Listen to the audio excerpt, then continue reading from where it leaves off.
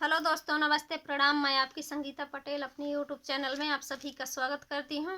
शिव भजन है और शिव भजन कैसे लगे कमेंट में ज़रूर बताना। संकट मोरे काटा है भोले बाबा, संकट मोरे काटा है भोले बाबा, विपत्ति मोरे काटा है भोले बाबा, विपत्ति मोरे काटा है भोले बाबा।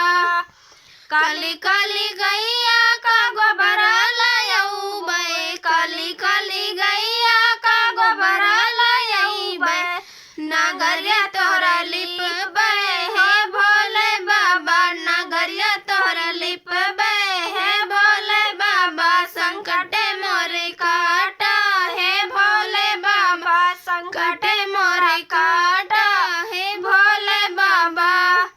गंगा जमुना से जल लइबे, गंगा जमुना से जल लइबे, गगरिया भरे चढ़ी बे हे भोले बाबा, गगरिया भरे चढ़ऊबे हे भोले बाबा। संकट मोरे काटा है भोले बाबा, विपत्ति मोरे काटा है भोले बाबा।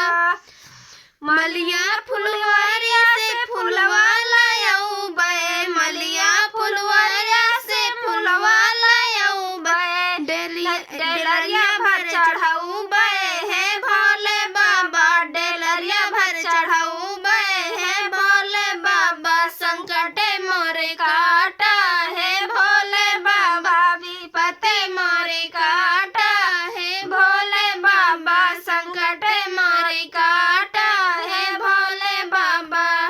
कैसे लगा यह भजन गीत कमेंट में ज़रूर बताना।